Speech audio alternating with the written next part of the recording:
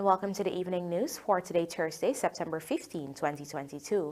I am Jamal Holmes. Thank you for tuning in.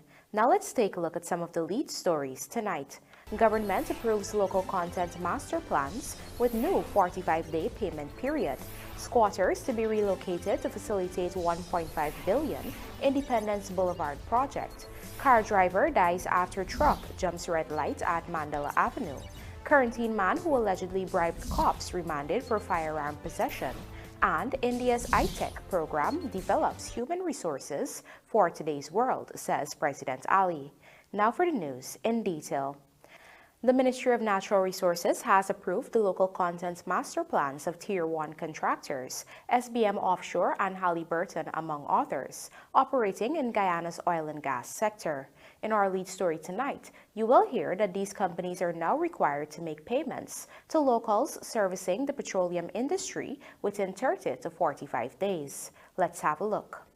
There have been numerous complaints of prolonged delays as much as 90 days in the payment of goods supplied or services rendered to major players in oil and gas, an issue which has been engaging government's attention. As such, the Natural Resources Ministry, through the Local Content Secretariat, modified the 5-year local content plan of major oil operators to ensure that contractors and subcontractors issue payments to Guyanese suppliers within 30 to 45 days following the receipt of a correct invoice. This amendment is enforceable by law. At the signing on Wednesday, Natural Resources Minister Vikram Bharat underscored the importance of contractors and subcontractors implementing this change. He reminded that the move promotes local suppliers' competitive financing and growth through appropriate contract and payment terms and is in keeping with Guyana's Local Content Act. In response, General Manager of SBM Offshore Martin Chung expressed the company's excitement about the approval of its master plan, noting that it has been engaging more local suppliers for the provision of goods and services. Similar sentiments were related by Halliburton's country head, Vaman Jarai, who said the approval of the company's 5-year local content plan now allows it to work closely with local vendors and significantly contribute to the development of Guyana's talent in the oil and gas sector. Guyana had passed the Local Content Act in December 2021 and had noted that it will be continuously reviewed and updated over time in order to close loopholes that are being exploited by operators in the oil and gas sector. Reporting for the evening news, Davina Samaru. We now tell you that the ABCE countries have recommitted to support Guyana in building a strong and resilient democracy in which all its people have a role to play. Details in this report. This message was relayed in a joint statement from the Ambassador of the United States of America, Sarah Ann Lynch, the British High Commissioner Jane Miller, Canadian High Commissioner Mark Berman, and the Ambassador of the European Union, René Van Ness, as they commemorated the 15th anniversary of the International Day of Democracy, which is being observed today around the world. They said, and I quote, "On this International Day of Democracy, we resolve to support the people of Guyana to continue building a democratic system that is strong, resilient, and guarantees all Guyanese have a voice and role to play as the country moves forward at this unique time in its history." According to the Western diplomats, while free, fair, and inclusive elections are critical, democracies also help safeguard human rights and fundamental freedoms and work to strengthen political, economic, and social rights to the benefit of all. They said when these principles are placed at the center of foreign policy frameworks, it helps nations achieve and sustain peace and stability around the world. However, the ABCE envoys acknowledged that democracy, especially as a form of government, is not without its challenges and requires continuous reflection and improvement. To this end, the Western diplomats said democracies need to be constantly vigilant in strengthening their institutions and processes, actively engaging civil society, supporting press freedom, ensuring equity and fairness, respect for diversity, and holding to account those who commit abuses and foster corrupt practices. The joint missive added, and I quote, "These cherished democratic values are fragile, and sadly, not all global citizens enjoy the rights that stem from these values. It is a stark reminder that there is still work to be done to uphold democratic principles and renew the spirit of democracy around the globe. These ABCE countries had played a major role in ensuring that democracy prevailed in Guyana following the March 2, 2020 general and regional elections, during which there were blatant attempts to rig the results, thus forcing the country into a 5-month-long political and electoral impasse. The ABCE diplomatic community had mounted pressure on the APNU-AFC coalition to concede defeat, with the U.S. even going ahead and imposing visa sanctions against several government and electoral officials and their immediate family members for their role in undermining democracy in Guyana. Reporting for the Evening News, Davina Samaru. Describing it as one of the most shocking decisions he has ever witnessed in my brief career at the bar, Attorney General and Legal Affairs Minister Anil Nandlal SC has signaled his intention to appeal the decision of High Court Judge Brassington Reynolds to strike out his action to repossess river frontage sold to BK Marine. Find out more in this Vanu Manikchand report. In February 2022, Attorney General Anil Nandlal, on behalf of the government, filed a statement of claim seeking to overturn the controversial sale of the plot of land to BK Marine, which was made under the previous APNU-AFC government. BK Marine is a subsidiary of BK International, which is owned by Brian Tewari. Justice Reynolds on Tuesday dismissed the statement of claim on finding that while the Attorney General is authorized to bring an action for misfeasance in public office against former Finance Minister Winston Jordan, he did not, in the case at the bar, satisfy the elements of the tort. Referencing a plethora of case law, the High Court judge held that the pleadings in Nandalal's affidavit in support were misconceived and therefore ruled that the claim was an abuse of the court's process before striking it out. As such, he awarded costs in the sum of $2 million each to Jordan and BK Marine. Dissatisfied with the entirety of the judge's ruling, Nandlal on Tuesday said he would file an appeal against it before the 6-week stipulated time frame. An appeal will be filed. And this case will go all the way. This is a travesty of justice that must be corrected.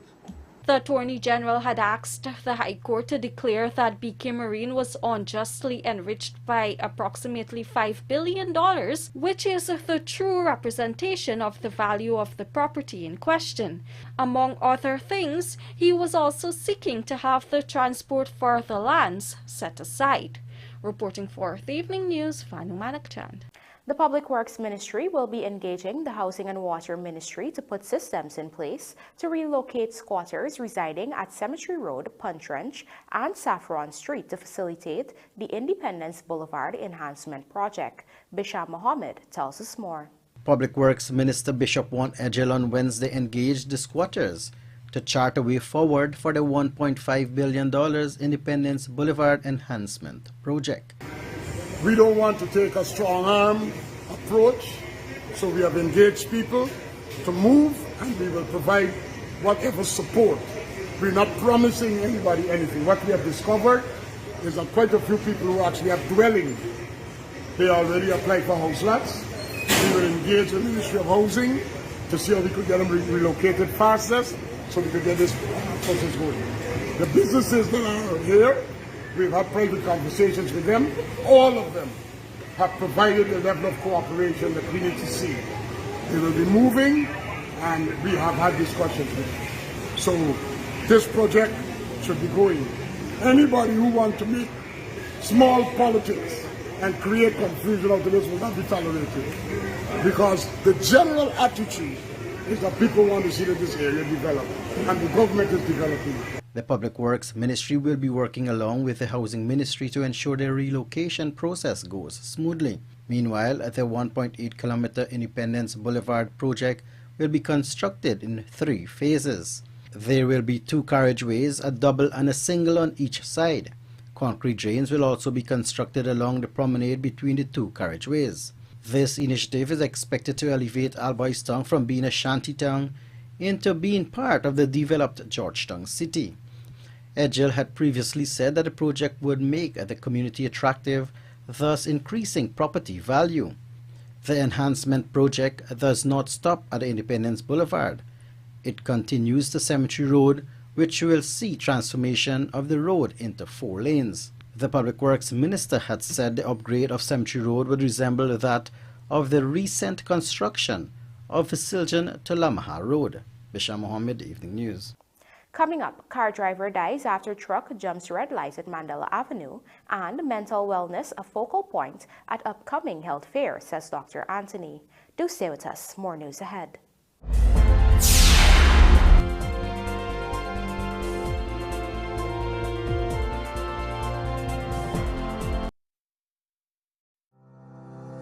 In 2022, Guyana is expected to receive over $1 billion in revenues from oil production. This will contribute significantly to the country's development by supporting key infrastructural projects and the social programs in the country. The biggest party in sport is back for the 10th year of CPL. Let's rock and roll, gentlemen. That is magnificent. CPL will be bigger, better and louder than ever, with more sixes, more entertainment and more of the world's best players. That is simply sensational. Ah, yes. Get your tickets now at cplt20.com or at the box office. Join the party. Experience cricket played louder.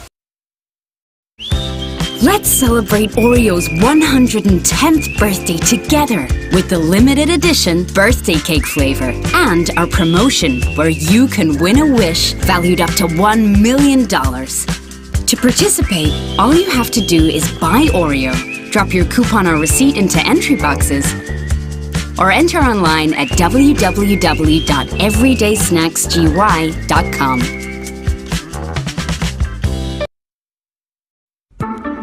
Did you know that when you leave your property unoccupied and unmanaged, it deteriorates much faster than you can imagine? Then before you know it, much of your hard-earned investment is wasted. At Hand in Hand Trust Corporation, property management is our business. Whether you travel for long periods, live overseas, or have several properties that require managing, let us at Hand in Hand Trust Corporation take care of this for you. Your property is safe with us. Hand in Hand Trust Corporation Incorporated, a member of the Hand in Hand Group of Companies.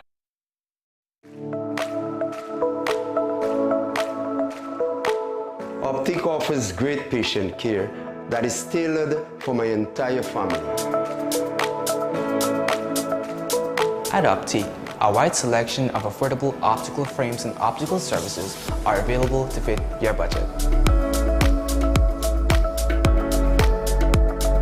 At ITEC, my family is provided with comprehensive eye examination and access to their ophthalmology services, all under one roof. ITEC takes pride in delivering exceptional customer service and a unique experience to you, our customers. ITEC Vision Care is a company that is Guyanese born and grown that will help you take care of your precious eyes.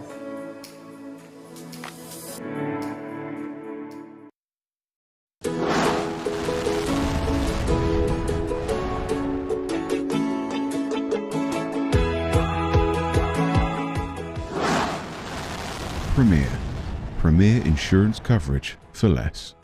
Stay safe.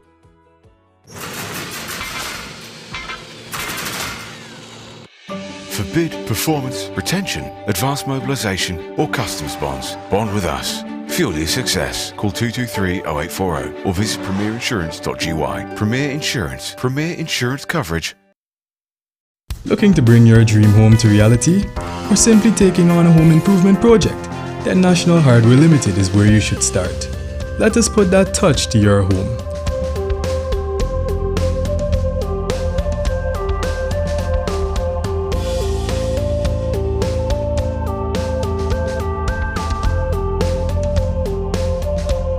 Choose from over 1,000 Berger Paint original hues for any surface.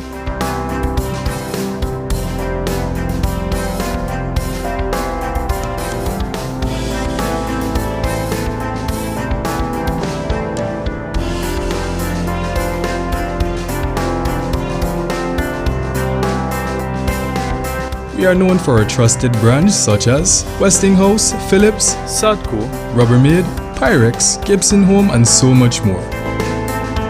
National Hardware Limited, your do-it-best store. Located in downtown Georgetown and industrial site Rhymeville.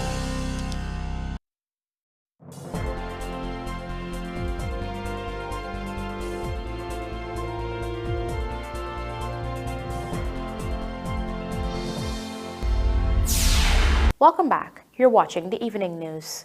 A 44-year-old truck driver of Mahaica, East Coast Demerara, has been arrested following the death of a 45-year-old man in an accident during the wee hours of today along Mandela Avenue, Georgetown. Dead is Nigel Cush of Roxanne Burnham Gardens, Georgetown, who was driving motorcar PVV 7062. Reports are that the motorcar was crossing Mandela Avenue onto Vlasingen Road when the motor lorry, which was traveling east along Mandela Avenue, collided with the vehicle. The truck driver told police that as he approached the stoplight at Vlasingen Road and Mandela Avenue, it was showing green, and as such, he continued driving when he saw the motor car proceeding south from Vlasingen Road. However, CCTV footage shows that it was the motor car that had the green light. As a result of the collision, the man slammed into a lamp pole situated in the center of the median.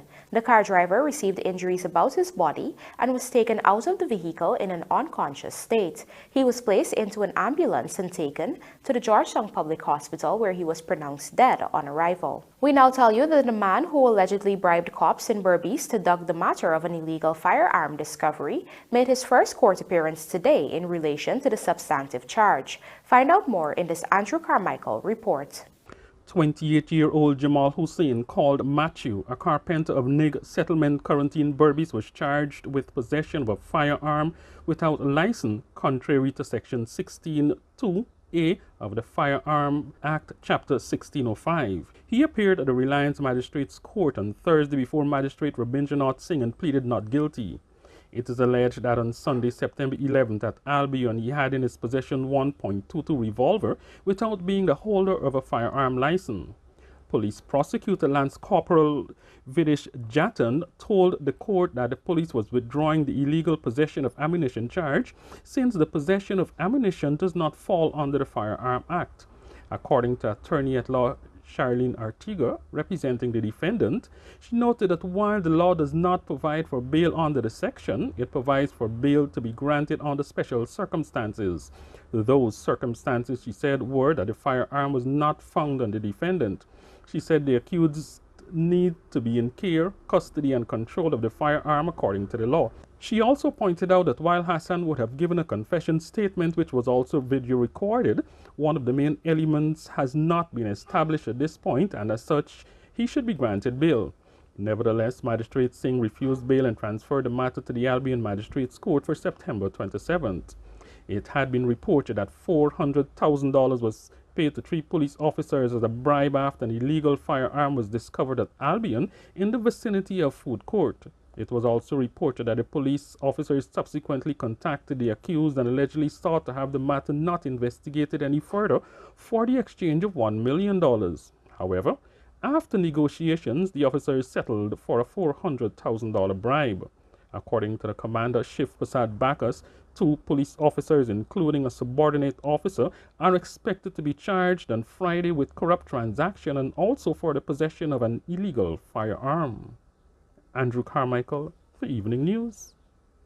An awareness campaign has been launched by the Fire Advisory Board of Guyana to educate the public on fire safety and prevention. Here are the details. According to Chairman of the Fire Advisory Board, Ramesh Sugrim, the campaign will be rolled out in all 10 administrative regions in the country. This extends to having a robust security model in the country which resembles that of first world nations. We have decided that we are here to serve the people in this country, the Fire Advisory Board, and we intend to serve it all over Guyana. If you observe, Guyana is taking off rapidly, and likewise the skill of our people, the safety of our people, and the future as a whole. We will have to incorporate all those developments for a future. We have to build a future which will be parallel, as I envisage, to the ABC country. According to Home Affairs Minister Robeson-Ben, there are numerous avenues in Guyana where safety and security can be enhanced. According to him, training is needed both at the institutional level and in households. Another issue is routine fire inspection. But fire inspections are critical. We have to pursue those vigorously now. We have to put the message out there in respect of fire prevention. And where we know there are areas where there are enclaves where people are maybe more at risk, so the question of why we have to pay attention to those. We have to get the guards at public buildings, at schools and other places and hospitals, more able to respond and more alert to the question of where a fire occurs, when it occurs, what should be the first response. Bashar Mohammed, Evening News. The Health Ministry, in collaboration with the Pan American Health Organization, will be opening its health fair on Friday in observance of Caribbean Wellness Week 2022, during which mental well-being is one of the highlighted focal points. Hussein reports. To be hosted on Friday at the Arthur Chang Conference Center, the health fair is focused on educating the population on how they can inculcate exercise, good nutrition, and other healthy habits in their daily routine to lead a healthier lifestyle. It is also geared at reducing diseases. We want to promote wellness. I think most people come to the institutions of the ministry when they're sick. So they have some form of illness. Well, we want people to come when they're well as well. So basically what we're trying to do is to teach people the right habits. So one, we want people to be exercising. So we want to demonstrate to people the importance of exercise. What you eat is also very important. And so we want to get people to understand the right types of foods to eat, not the quantity, but the quality of the food that you eat must be nutritious. Recognizing that mental health sometimes go undetected, the Health Ministry will be focusing on how to address issues such as stress, anxiety, and overcoming depression. Sleep is also important. I don't think a lot of people realize how important sleep is. So we want to talk about that some more. We also want to talk about how you de-stress, preventing stress. And that's also important because a lot of people face anxieties and some of them would have mental illnesses that would go undetected. And therefore, if you want to avoid these anxieties and depression, we need to come up with ways of detecting it early. So a part of what we'll be doing at the fair, we'll be talking about mental wellness. The fair will be opened from 10 hours with varying components on well-being and healthier lifestyles in the pipeline. Rupa Sinarayan, The Evening News. President Dr. Irfan Ali has underscored the importance of the Indian Technical and Economic Cooperation Program in not only developing human resources capacity in Guyana, but around the world. Here are the details from Vanu Manikchand. President Dr. Irfan Ali made this remark at the ITEC Day reception held at the Swami Vivekananda Culture Center by the Indian High Commission in Georgetown. The head of state outlined the important role the ITEC program has played in developing human resources. But they don't produce a high-intensity human resources only in agriculture. Look at the medical field, financial field, the field of economics, aviation, NASA. Well, technology, let's not even go there. This tells you about a system that is designed to ensure the human resource capacity are developed to the highest level to become functional in the world we live in. And that is a very important aspect of the ITEC program, the functionality of the program. President Ali, who himself is an ITEC alumnus, also noted that a number of Guyana's national assets were trained in India and that more Guyanese are benefiting from its array of programs. We are on a journey now in Guyana to build the human resource capacity for 2030 and beyond.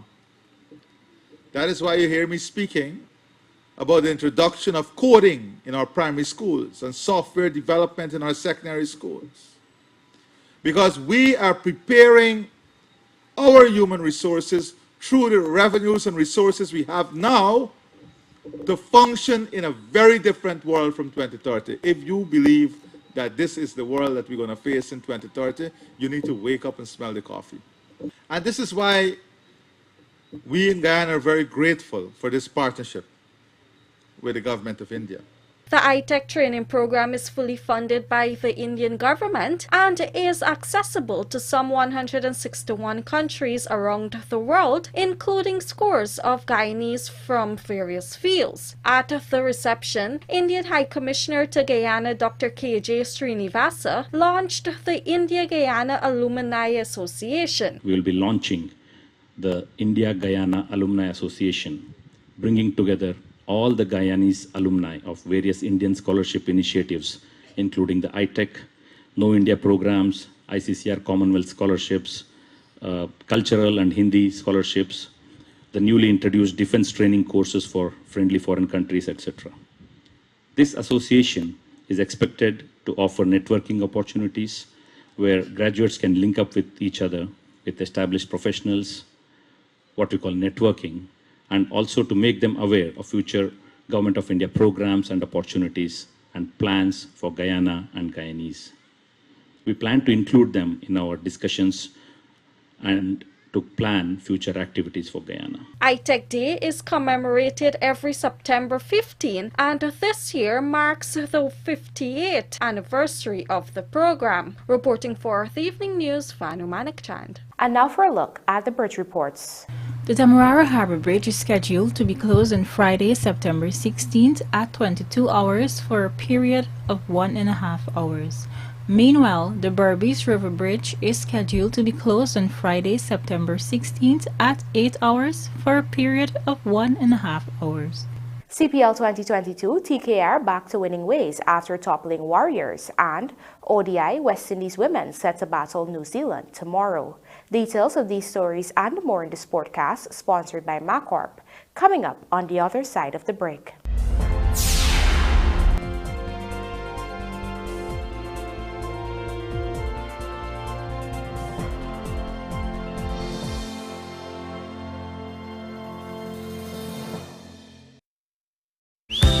Let's celebrate Oreo's 110th birthday together with the limited edition birthday cake flavor and our promotion where you can win a wish valued up to $1 million. To participate, all you have to do is buy Oreo, drop your coupon or receipt into entry boxes, or enter online at www.everydaysnacksgy.com.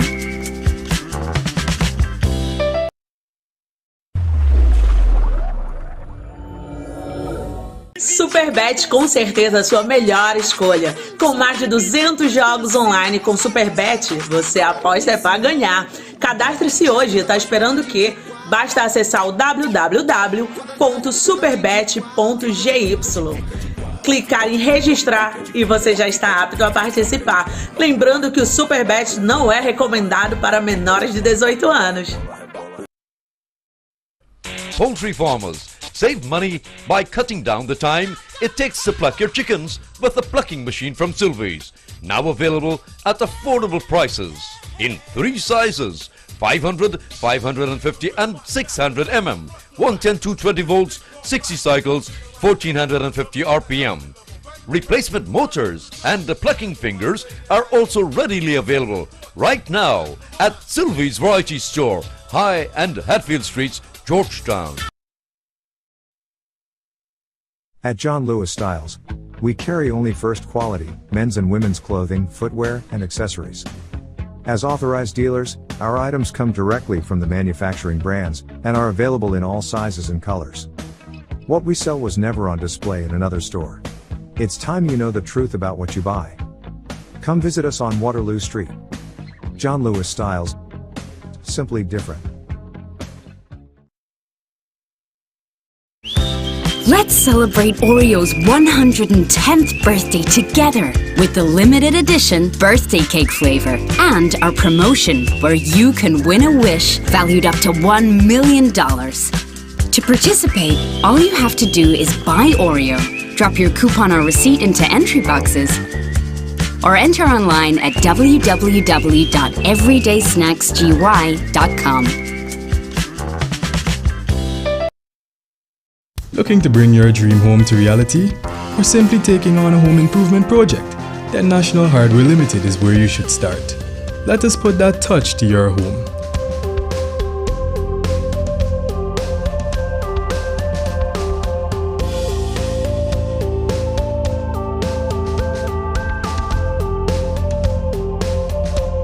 Choose from over 1,000 Berger Paint original hues for any surface.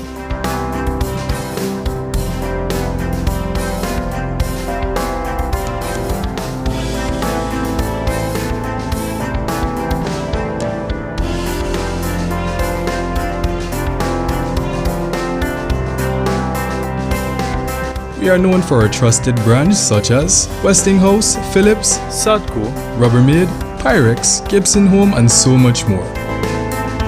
National Hardware Limited, your do-it-best store. Located in downtown Georgetown and industrial site Rhymeville.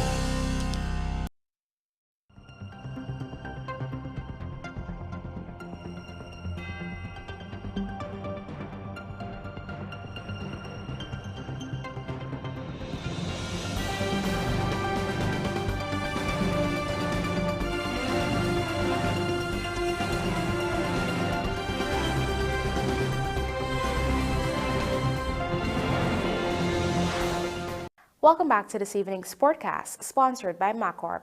The Trinbago Knight Riders defeated the Guyana Amazon Warriors by 26 runs in match 18 of the 2022 Hero Caribbean Premier League at Queen's Park Oval. Akil Hussein, Andre Russell, and Sunil Narain restricted the Warriors to 124.